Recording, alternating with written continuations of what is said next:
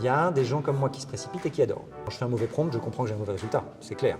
Si je veux un bon résultat, je comprends que je dois faire 3-4 prompts. Enfin, je dois me concentrer un petit peu. C'est un petit effort quand même de bien prompter. D'autres personnes, alors je vais rentrer dans la sphère personnelle, mais ma femme par exemple, elle, ça l'intéresse pas. C'est-à-dire qu'elle clique une fois, elle met 2 mots, elle n'a pas son résultat, c'est fini. Ça l'intéresse plus. Moi, je me suis précipité dans ça pour essayer de comprendre la banque, et je pense que c'est très sain, a une approche beaucoup plus conservatrice. Notre métier, le point numéro 1 de notre métier, c'est la confiance que nos clients nous accordent. C'est le vrai point hyper important, et donc autant une petite start-up, autant un GAFA peut faire des choses un peu folles et c'est sympa, et c'est ce qu'on attend d'eux, autant une banque, ce qu'on attend, c'est pas du tout ça, c'est le contraire, l'exact contraire.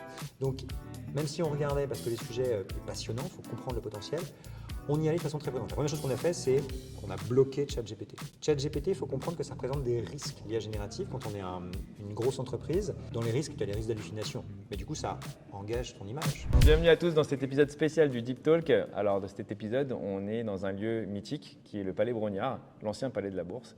Et pour cet épisode magnifique, j'ai l'honneur d'accueillir Adrien Verstegen, directeur data chez BNP Paribas. Merci Rémi de m'accueillir. Donc, je travaille chez BNP Paribas, alors pour être plus précis, dans la banque commerciale en France, qui est donc le BNP Paribas qu'on connaît. Et je suis responsable du programme d'accélération sur l'intelligence artificielle. Alors, tu vas nous expliquer un peu tout ce que ça veut dire ça, puisqu'aujourd'hui, on connaît très bien BNP Paribas. On est peut-être tous même déjà clients de BNP Paribas, surtout la banque de détail, BCEF. Et donc, qu'est-ce que c'est ce programme? Alors, on a décidé de lancer un programme d'accélération sur l'IA il y a quelques mois maintenant. On en sait déjà depuis longtemps, hein, l'IA c'est assez natif dans la banque parce qu'on a besoin de prédire des risques de défaut de crédit, de prédire des choses qui sont réglementaires, d'aller regarder le risque. Bref, c'est assez classique. Cette IA qu'on avait avant, c'était du machine learning structuré très simple. Et en fait, ce qui se débloque maintenant, c'est la démocratisation des versions beaucoup plus avancées de l'IA, technologiquement parlant. C'est-à-dire que du machine learning sur des choses structurées mais avec des modèles un petit peu nouveaux, du deep learning qui est arrivé il y a 6-7 ans avec la capacité à commencer à comprendre du texte, comprendre du langage, comprendre la voix, et plus récemment le GenAI que tout le monde connaît maintenant qui permet d'embarquer une version complémentaire de l'IA pour avoir un grand tout qui te permet de faire plein de choses. Donc ça c'est sur le volet technologique. Ce programme IA, il permet de tirer profit de ça, de faire en sorte que nos collaborateurs et nos clients soient renforcés, augmentés par de l'IA. On va couvrir l'ensemble des métiers de la banque, c'est le principe de notre approche, c'est une approche globalement systémique de l'IA. On va mettre de l'IA partout où c'est pertinent pour la banque et ses clients, et où l'IA apporte une solution, et elle apporte maintenant, avec ce champ technologique dont on a parlé, un range de solutions qui est assez large. Voilà, pour être plus concret, on va couvrir les sujets du marketing, du service client. C'est le gros cœur de la concentration. Comment est-ce qu'on sert mieux nos clients, comment est-ce qu'on est plus efficace pour répondre plus rapide, traiter des demandes de façon plus qualitative. Et après, des sujets un peu moins sympas pour les clients, qui sont le réglementaire, le KYC, la fraude qu'on subit avec nos clients. Bref, et donc on doit se défendre, nous et nos clients, de ça. Et puis, regarder comment les assistants, les petits spécialistes d'IA générative peuvent aussi nous aider. Donc, alors voilà, c'est assez dense, oui, assez dense comme programme. On va revenir un peu sur chaque point que tu viens de citer. Peut-être un peu dans la genèse, comment tu es arrivé au sein de ce programme? Ça fait des années que tu travailles avec le groupe BNP Paribas. Non, mais j'ai toujours travaillé dans la data for business. Et c'est vrai que l'IA a commencé à... On en parle depuis 70 ans, c'est un vieux sujet. Ça, on est d'accord. Mais c'était conceptuel jusqu'à il y a 15 ans. Et il y a 15 ans, ça a commencé à se débloquer. Il y a eu des éléments un peu autour du big data qui était une sorte d'ébauche un petit peu ratée de l'IA. Mais globalement, ça fait 8 ans, 9 ans que ça existe concrètement. Et donc moi, j'ai rejoint BNP Paribas il y a 9 ans pour justement prendre un premier programme d'IA qu'on a lancé. À l'époque, j'étais chez Personal Finance, donc c'est une filiale de Crédit Conso. On a CTLM en France, on a Film Domestique en Italie. Et on a déployé plusieurs moteurs d'IA autour du marketing et du commerce pour aider les équipes, les forces de vente à mieux cibler nos clients. C'était un premier programme, il a marché particulièrement bien. Ce qui était intéressant quand on était chez PF, c'est qu'on avait 32 pays, donc on a pu tester la réplicabilité de ces sujets. Ouais. Et effectivement, ça se transporte. C'est-à-dire qu'une solution quelque part, elle n'est pas copier-collable comme certains pensent, mais elle se transpose. Tu peux la réutiliser. Et typiquement, dans les projets qu'on avait fait à l'époque chez PF, certains, je les transpose maintenant. On est en train de les installer dans la banque commerciale en France. Donc premier programme d'IA. Deuxième programme d'IA, c'était un programme plutôt de collaboration pour expliquer ce côté transposition.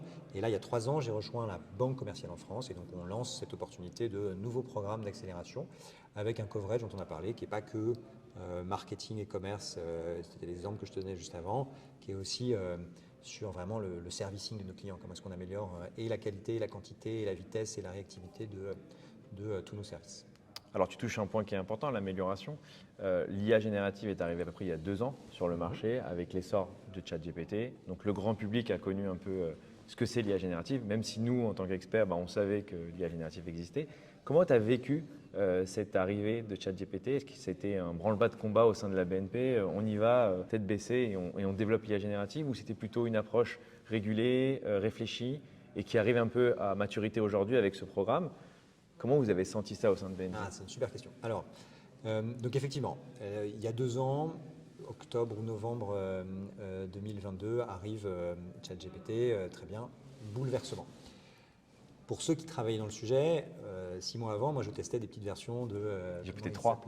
Oui, GPT-3. Il y avait la version juste avant DaVinci 003. Enfin bref, il y avait une petite version avant. On commence à regarder, mais qu'est-ce que c'est que ça? Mais c'est nouveau. Impressionnant. Ouais. Il y a eu 2 natures de réaction. Une réaction assez personnelle et très concentrée sur mon équipe qui était bouleversement. On s'est pris une claque. Moi, j'ai fait une overdose d'IA en 2023. Je suis tous les jours, il y avait une nouvelle, c'était impossible à suivre, etc.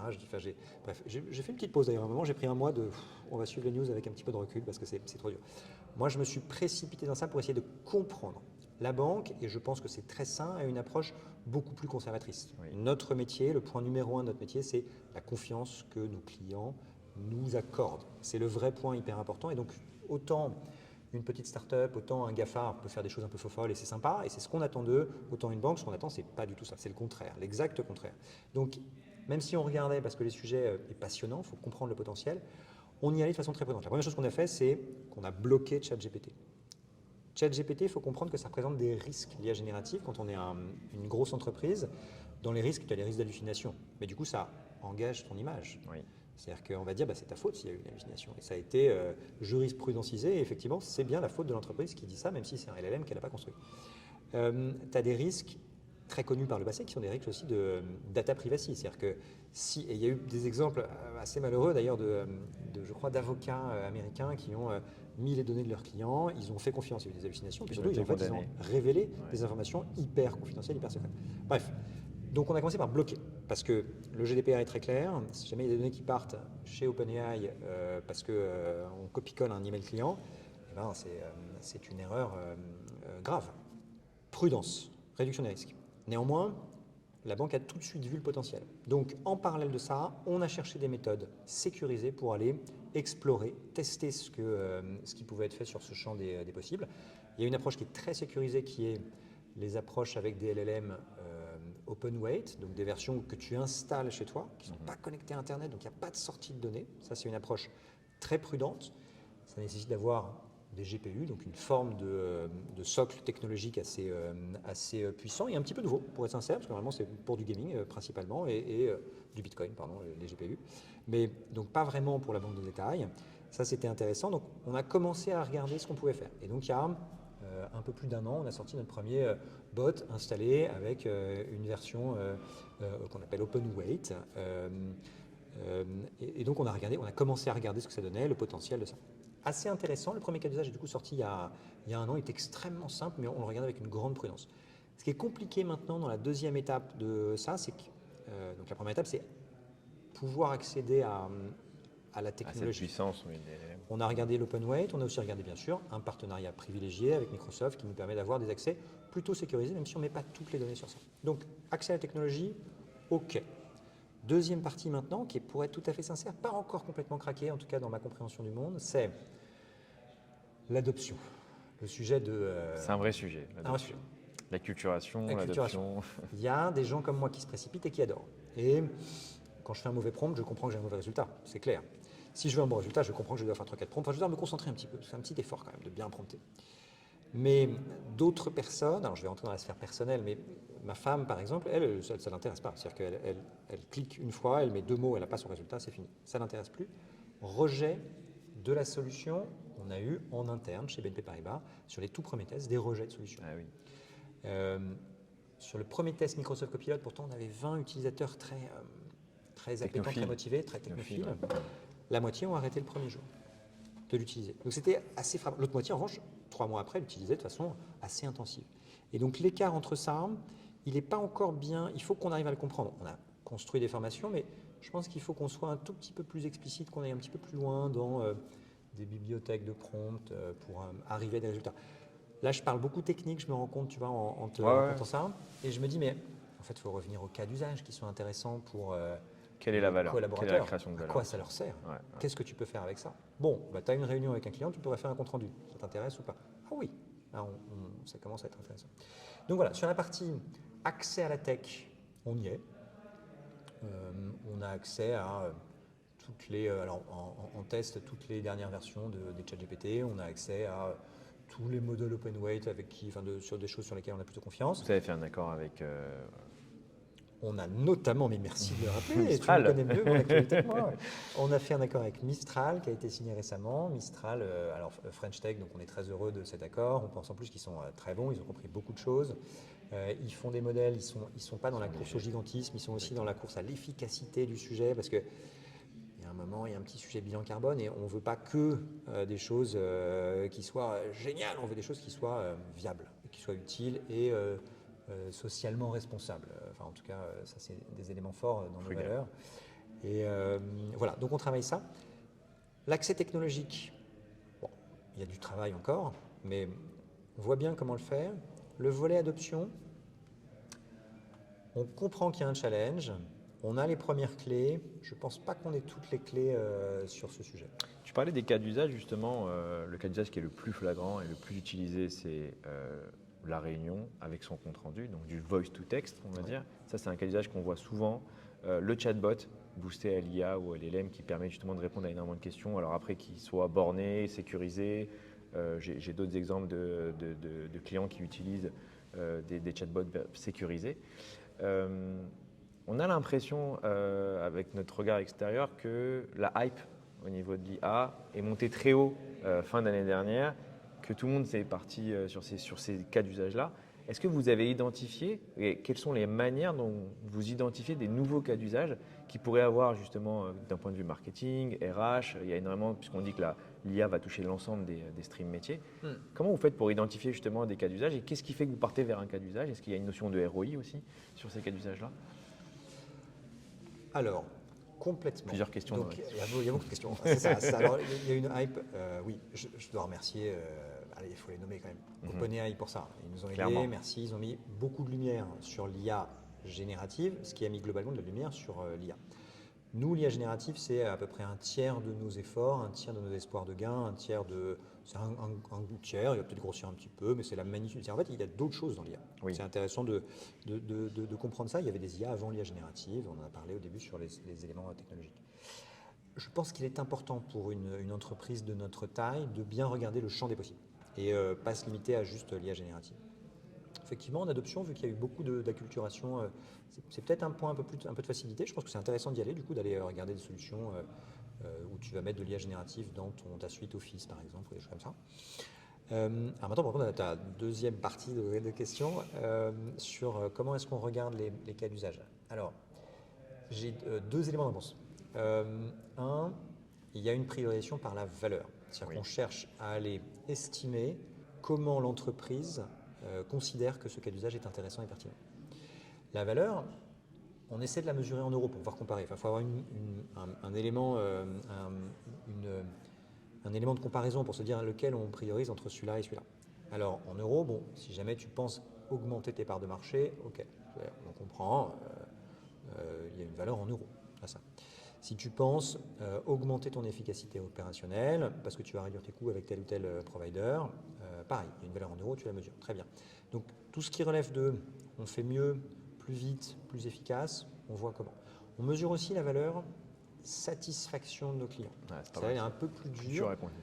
On essaie de faire la satisfaction de nos clients, c'est absolument clé dans la relation qu'on a avec nos clients. Donc, on se dit que la lifetime value de nos clients est associée à cette valeur, et donc on fait un petit calcul qui nous ramène ça pour pouvoir comparer. C'est pas vraiment un calcul pour se dire c'est une valeur comptable et on va demander à nos commissaires en compte d'audit, c'est un calcul pour se dire comment je priorise mes cas d'usage. Donc des éléments de valeur, un référentiel commun pour pouvoir comparer et se dire celui-là est plus intéressant que celui-là. C'est hyper important parce que nos actionnaires attendent ça bien sûr, mais nos clients aussi, ils veulent le meilleur service. Et donc c'est ce qu'on essaie de promouvoir. Si ça touche beaucoup de monde, ça va avoir beaucoup de valeur. C'est assez mécanique, c'est logique. Si c'est bien fait, si l'exécution est correcte, si l'adoption a été travaillée, alors ça va avoir beaucoup de valeur. Je réponds à une partie de la question, de la deuxième. Il y a un deuxième élément de réponse, c'est tu ne peux pas non plus faire, quand tu es dans une entreprise aussi grosse que la banque de détail en France de BNP Paribas, tu ne peux pas non plus faire tous les cas d'usage. C'est-à-dire qu'il y a une infinité de cas d'usage. C'est absolument magique. Quand tu discutes avec nos business lines, je peux sortir une liste infinie de cas d'usage. Je crois que j'ai cru entendre 700 cas d'usage identifiés chez BNP. C'est ce qui est déjà en production. Ah, c'est ce qui est déjà en production, ok. Mais plusieurs fois, j'ai mis à la poubelle la liste de un peu notre trésor de guerre, qui était la liste des cas d'usage potentiels qu'on aurait pu faire. Qui remontait des utilisateurs, des clients. Alors, de nos potentiels clients internes. D'accord. Pas des clients, de nos commanditaires. Les clients, en fait, on a regardé dans les feedbacks, on n'a pas tant de demandes comme ça, mais c'est un très bon point. Peut-être qu'on les encourage un petit peu à nous donner des idées aussi. En tout cas, tu peux en avoir plein et tu ne peux pas tout faire. Donc il faut privilégier un moment. Alors, tu ne peux même pas tous les estimer. C'est-à-dire que tu ne peux pas tous leur dire voilà la valeur associée à celui-là, voilà la valeur associée à celui-là. Dans ce cas-là, comment tu fais pour comparer? Donc, on est reparti d'une approche, donc on a collecté cette matière qui nous a inspiré pour avoir une autre approche. Donc là, on était sur un peu un bottom-up. On a essayé de faire une autre approche plutôt en top-down en se disant mais en fait, de quoi la banque a besoin? De quoi les métiers de la banque? Les métiers de la banque, c'est des métiers, c'est une banque de détail, on fait du commerce, donc du crédit, on a de la banque au quotidien, des services qui sont très bien, compétitifs. Donc il faut aller expliquer ça à tes clients et tes prospects. Première partie du métier. Deuxième partie du métier, une fois que ton prospect a compris qu'il arrive, tu vas essayer de le convertir. Et ensuite, grande priorité pour nous, tu vas le servir correctement, lui amener un service de qualité. Donc là-dessus, ça fait 3 items. Si je te parle de ça déjà, je commence à voir à dessiner quelques IA majeurs qu'on souhaite aller chercher. En parallèle, on a ce métier un peu réglementaire dont je te parlais aussi tout à l'heure, donc c'est de la fraude, du KYC, etc. Quand tu poses ça, tu comprends que tu n'as pas besoin d'1 million de cas d'usage. Tu as besoin d'une quinzaine, d'une vingtaine de très grosses briques qui sont très puissantes. Des briques qui vont faire du marketing, de la conversion, surtout du service. Améliorer le client a une demande, on va essayer de la comprendre très vite, de la router très vite à la bonne équipe et de lui apporter les éléments de réponse, voire de lui permettre de lui donner directement la réponse si en fait il se trouve qu'on la comprend bien et qu'on sait le servir automatiquement. Là on a un grand point dans l'approche de nos clients. Il y a une urgence, qu'est-ce que je fais? Je dois lui répondre très vite. Là c'est la rapidité. Il y a des clients qui ont plus de temps sur la temporalité, donc ils arrivent, ils veulent du conseil. Voilà, c'est une deuxième nature d'IA. Bref, ce faisant, on va construire des grandes typologies d'IA. Ça, c'est une approche IA as a product, comme on l'appelle. On essaie de conceptualiser ça et de se dire, conscient qu'on ne pourra pas faire des milliers de cas d'usage, c'est trop cher à fabriquer et à maintenir, ben on essaie de dire, voilà les key battles en IA sur lesquels on doit avancer. Concrètement, si aujourd'hui tu dois nous donner un exemple de cas d'usage qui va sortir pour les utilisateurs, parce que c'est vrai que les auditeurs aiment bien avoir, je ne sais pas si tu as le droit d'en parler d'ailleurs, mais est-ce qu'il y a un cas d'usage ou une nouvelle fonctionnalité qui va être mise à disposition des clients de la BNP, sur lequel tu pourrais nous en parler à horizon 2025, j'imagine? Alors, je peux te parler de fonctionnalités qui sont déjà sorties, oui, dont je suis très content. Mais ce n'est pas extrêmement visible encore pour les utilisateurs. On a fait un tout petit assistant, c'est notre première étape. On a fait un tout petit assistant qui, quand l'agence en ligne reçoit une demande d'un client, on va très simplement le mettre dans la bonne boîte, la bonne équipe. C'est-à-dire que l'équipe qui doit traiter, en fait, au lieu d'aller chercher dans un grand tout, elle a directement ses sujets. Petit gain de temps, petit gain de réactivité pour le client. Bon, c'est une première étape. C'est live. Et Ça tu fonctionne utilises du depuis coup 4-5 mois. des LLM 6 là-dessus mois. ou c'est de l'IA classique? Non, on est sur de. Il faut qu'on parle d'IA générative après parce qu'on n'utilise pas de LLM sur ça. On D'accord, fait la ok. catégorisation. On utilise les versions de deep learning qui étaient le state of the art il y a 3 ans, Yes, ok. qui marchent très bien. Donc c'est du BERT pour rentrer dedans, qu'on a un peu spécialisé. Voilà, ça fonctionne très bien, c'est super. Si je te dis ça, ouais, tu dis c'est un peu déceptif. Je suis d'accord. Après, tu prends le temps, comme tu as dit, Mais- BNP, vous faites, enfin les bancaires en général, vous faites attention à ne pas faire aussi trop vite. Et c'est normal. Mais c'est là où c'est intéressant parce que je vais te parler de notre approche produit. Donc oui, c'est un premier. Alors en fait, c'est pas tout à fait un premier parce qu'on a déjà fait un qui ressemblait beaucoup avant, dans lequel il y avait aussi une autre fonctionnalité qui est la proposition de modèle de réponse. Si tu réfléchis aux fonctionnalités, on a ces deux fonctionnalités qui sont prêtes. On a une troisième fonctionnalité, c'est dans les cas où on a un niveau de confiance qui est absolu, on se dit pourquoi ne pas shooter directement la réponse au client. Et donc si le conseiller est d'accord, on shootera la réponse automatique directement au client. Dans le cas où il y a des attachements, des pièces jointes, c'est un peu plus dur, en fait, il faut savoir traiter les documents, on va apprendre ça. Donc ça, c'est les fonctionnalités sur lesquelles on va travailler à l'avenir pour enrichir cette offre. Et pareil, sur le champ d'application, là j'étais sur l'agence en ligne, mais la réalité c'est que tous les collaborateurs qui sont en agence et qui traitent tous les jours des emails clients, c'est utile, ça a du sens. Donc, là, tu as un gain de productivité. Exactement. Et donc là, oui, on a une approche prudente, mais parce qu'on teste bien, on vérifie que ça fonctionne correctement. Effectivement, les taux d'accuracy, les taux de précision sont très bons. Donc c'est intéressant. On a cette approche prudente de construire progressivement une solution qu'on va déployer aussi progressivement. À quel moment est-ce que quand j'enverrai n'importe quel email à ma banque, j'aurai une réponse dans le quart de seconde, même si c'est 3 heures du matin?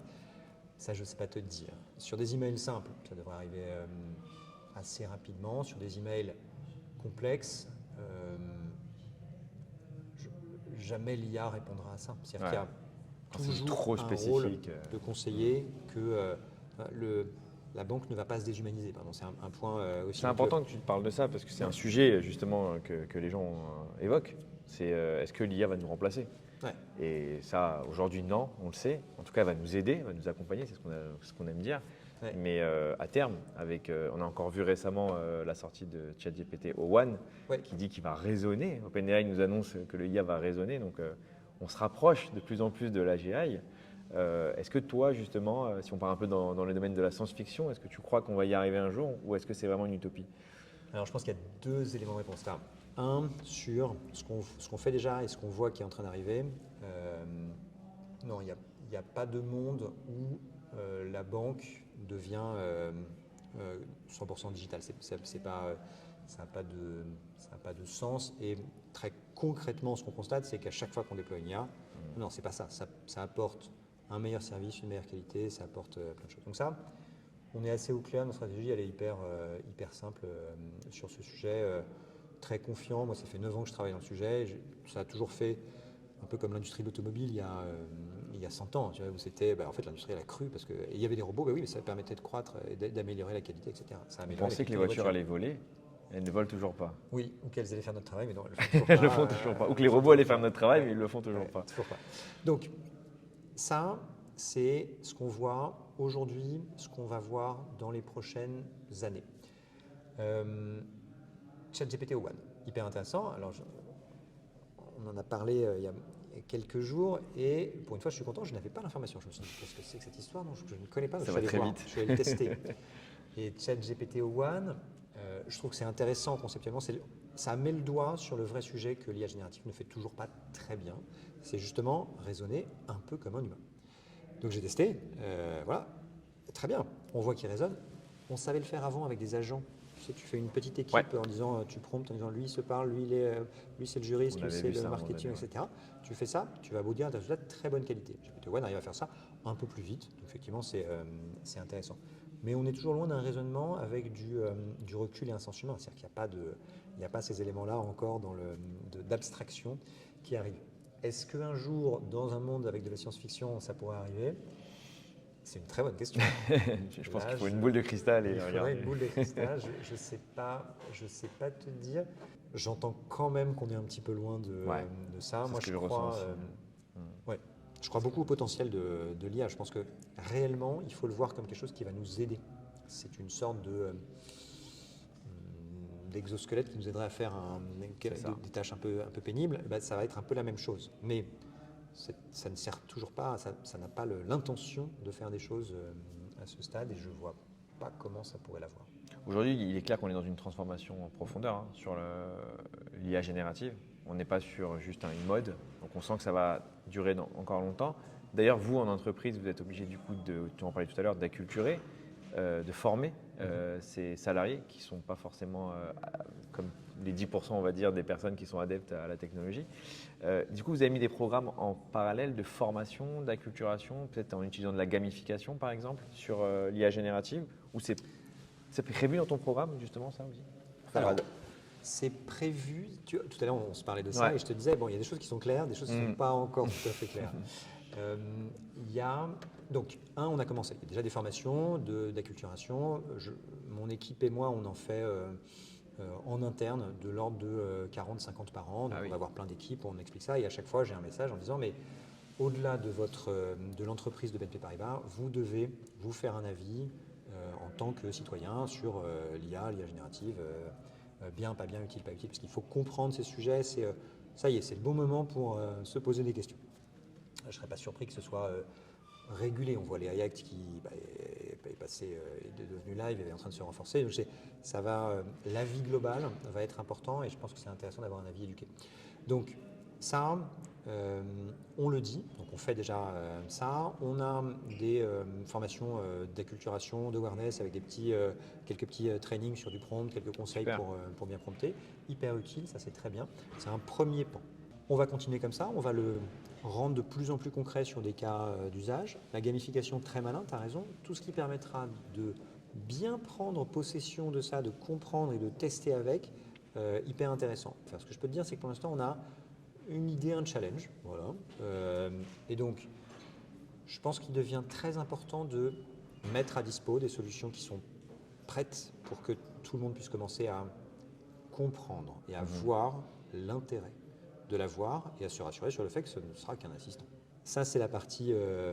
Donc, on pourrait AB tester un peu les déploiements pour se dire, ça va nous aider à comprendre l'utilité. Ça va aider aussi, je pense, ceux qui seront dans le B du test à saisir ce que ça veut dire. Il y a un deuxième sujet aussi qui est important et qui se pose pas que sur nos salariés. Je suis papa de 3 enfants, mon aîné a 10 ans. Je suis un peu plus préoccupé par la sphère personnelle, tu vois. Donc c'est comment tu gardes un avis critique sur une solution qui semble faire le job. Si tu n'as jamais appris à faire le job. Par exemple, si ma fille, je vais tout faire pour que ça n'arrive pas, mais n'apprend jamais à faire des résumés parce qu'elle demande toujours à ChatGPT, il est hyper fort. Mais du coup, elle ne saura jamais faire. Et donc, comment elle pourrait aller challenger le résultat de l'IA générative qui, on le sait, par nature aura toujours des hallucinations, résiduellement le moins possible. Mais en fait, il y a toujours ce risque-là. Plus le sujet sera compliqué, plus tu as un risque important. Comment elle pourra faire pour critiquer ça? Et donc, il y a un vrai sujet sur le redéveloppement de l'esprit critique, le développement de l'esprit critique. Les versions de l'IA pré-générative étaient intéressantes parce qu'on pouvait monitorer les taux de réponse. On peut parfois atteindre des 99%, ce qui fait que c'est quasiment toujours bon. Là, et de manière générale, c'est vrai sur l'IA, c'est vrai sur le machine learning, il y a un côté probabilistique dans l'IA. C'est-à-dire qu'on est sûr de nous à 80,3%. Et donc, ça veut dire que dans 19,7%, on n'est pas sûr de nous. Ouais, on a aussi. Et donc, ça, c'est intéressant. Là, il y a un sujet aussi dans ce que tu es en train de toucher à un point, c'est que l'IA et le machine learning s'enrichit de données, par exemple, d'Internet. Et si demain, 80% des sites Internet sont peuplés par de l'IA générative, c'est-à-dire qu'elle va s'enrichir avec elle-même. Donc si on n'a pas cet esprit critique, c'est vrai que c'est inquiétant. Et j'ai le même problème que toi, puisque j'ai aussi des enfants. Et ils utilisent aujourd'hui ChatGPT à l'école. Et j'ai encore fait, et on l'a vu aussi dans les campus américains, où maintenant ça devient autorisé. Puisqu'au début, c'était branle-bas de combat, on refuse, personne n'a le droit d'utiliser ChatGPT pour l'examen. Aujourd'hui, on autorise. Moi, titre personnel, j'ai fait une réunion des parents d'élèves où ils disaient justement, vous pouvez laisser vos enfants utiliser ChatGPT. Au contraire, il faut bien qu'ils l'utilisent. Mais il faut contrôler pour pas qu'ils fassent que du ChatGPT. Donc on est un peu dans une période de transition. Ça me fait penser un peu à la transformation digitale il y a 15 ans où on disait attention au téléphone. Donc je ne sais pas, peut-être que justement demain, on va basculer vers le tout GenAI où les gens vont faire que des résumés comme ça. Déjà qu'ils arrêtent de lire, c'est déjà inquiétant. Ouais. Si en plus ils doivent résumer, moi je me rappelle encore quand j'étais étudiant, on nous demandait de résumer des livres entiers. Et on achetait le petit résumé. Je te rappelle, le petit résumé rouge, déjà des œuvres très connues. Comment il s'appelait Il ce avait un nom, résumé? ce petit résumé. Ouais, je Il y avait le connais. Becherel et puis il y avait ce petit résumé. Oui, attends, je me souviens très bien de Ça ce va te moment-là. revenir. Ouais. Mais bon, bah, aujourd'hui, on a ChatGPT qui le fait automatiquement. Ouais. Donc bon, à voir. Peut-être que c'est l'avenir et on ne sait pas trop. On va toucher un petit point justement sur quelque chose. Tu en as parlé tout à l'heure de l'IA Act, de la réglementation. Alors on sait que les bancaires, vous avez forcément fait peut-être très attention à tout ce qui est compliance, tout ce qui est réglementaire. Vous aviez eu RGPD qui est passé par là. Vous avez aussi tout ce qui était réglementation BAL. Ça, c'est important aussi dans le domaine bancaire. Comment vous intégrez l'IA Act? Alors, je sais que c'est tout récent, qu'en mois de février 2025, il y aura une obligation sur l'IA Act Ouais. de respecter justement ce premier volet, en tout cas, de l'IA Act. Comment vous rentrez ça dans les projets? C'est quelque chose que vous prenez de manière assez simple ou... Ouais. Un peu comme je te disais, c'est la valeur numéro un d'une banque, c'est la confiance. Donc c'est pour nous absolument clé d'exemplifier, enfin tu vois, d'incarner le fait qu'on soit dedans. Donc, le RGPD, je me souviens, on l'a pris tout de suite, très bien, tout le monde s'est mis au pas, on a regardé ça, on a fait tout ce qu'il C'était fallait très critique comprendre. au début, RGPD. Puis finalement, on est très content de l'avoir aujourd'hui. Ouais. Et il y a eu un peu de critique au début sur l'IA Act et j'ai l'impression que finalement, on est un peu obligé. Eh ben, c'était le point auquel je voulais arriver après. Je pense que ça va nous être bénéfique parce Ouais. qu'in fine, nous, on a toujours eu une culture éthique. Donc, on a des chartes en interne qui font qu'on évite de faire des projets. Alors, on est partiellement réglementé sur ça, sur le volet risque, mais il y a des endroits où on n'est pas réglementé et pourtant, on a des chartes. On le fait parce qu'on considère que c'est important. Donc, tout ce qui est biais naturel que tu as dans le machine learning, mais aussi dans le GenAI avec toutes les datasets que tu as entraînés. Enfin, tu as entendu ces histoires évidemment de montre-moi le président d'une entreprise. Bon, c'est un homme blanc. Voilà. Donc, ça, on est complètement dans les biais naturels que l'IA peut amener. Donc, ça, on le suit avec une grande précision, une grande attention. Tout le monde vérifie ses chartes, on les communique régulièrement, etc. Donc, on a toujours été attentif à ça. À ce titre, l'IA Act ne nous surprend pas. On est plutôt à l'aise avec son contenu, même si on n'a pas encore tout à fait 100%, parce qu'il y a encore des éléments qui doivent arriver. Qui Donc, arrive, là, on oui, les bien sûr, maîtrise qui pas. va arriver. A priori, on est plutôt à l'aise. On est plutôt content parce que du coup, tous les players maintenant vont avoir les mêmes règles du jeu. Sur les prochaines étapes, donc le premier point critique, c'est pas d'IA à risque inacceptable, c'est-à-dire, pour donner deux exemples, ce serait tracer ce qui se passe dans des écoles ou bien surveiller tes employés, etc. Ça, c'est classé comme inacceptable et on comprend tout à fait pourquoi. Et donc ça, on a vérifié, non, on n'en a pas, tout va bien, donc on a bien fait notre travail jusqu'à maintenant. On va continuer de suivre la réglementation sur les prochaines étapes. Sur les chartes, on a déjà des éléments de charte. Donc en fait, on est plutôt à l'aise avec ça dans ce contexte où l'éthique a toujours été un point clé de l'IA. Aussi parce que, et là je dois remercier les malchanceux qui ont essuyé les plâtres, mais je pense à Microsoft qui en 2018 a sorti son chatbot Microsoft Tech, qui est devenu raciste sexiste très vite. Je pense à, je balance un tout petit peu, mais à Amazon qui avait des screenings de CV où à la fin il était sexiste. Enfin, voilà, ces histoires-là, on les a entendues, je les trouve frappantes. Apple aussi qui entraîne son IA. On ne sait pas avec quoi. Monde, mais On va tous voilà. Quand on balance un, tu es obligé de balancer tout le monde. Bon, okay, alors oui, excuse-moi, c'était pas sympa pour les premiers que j'ai balancé, mais Microsoft a été hyper réactif, ils ont débranché tout de suite, etc. C'est très bien, Amazon a très bien réagi aussi, c'est des choses qu'on apprend dans le temps. Voilà, donc nous on est prudents, c'est des exemples qui sont pas favorables à l'IA parce que du coup on se dit c'est l'IA qui est mauvaise. Non, c'est l'usage qui en a été fait et donc c'est aussi un point important dans l'adoption de l'IA, c'est de dire, et cette chose-là est faite par des professionnels qui comprennent ce que ça veut dire, qui comprennent les biais et qui les mitigent de la meilleure façon possible. Très intéressant. On arrive sur la fin de ce podcast. Ce que j'aime bien poser comme question, c'est quel est ton dernier livre de chevet que tu as lu? Alors sur l'IA ou pas sur l'IA, mais si c'est sur l'IA, c'est mieux. Alors c'est sur l'IA, mais c'est avant l'IA. Ça s'appelle Gödel et Scherenbach. Super. C'était en français, j'espère. C'était en allemand. Ah bah ça va être compliqué pour moi. Alors attends, non, il existe en français. Ah, il existe en français. anglais, tu as toutes les versions, etc. Extrêmement conceptuel, je ne sais pas si je le recommande. Très bien pour s'endormir.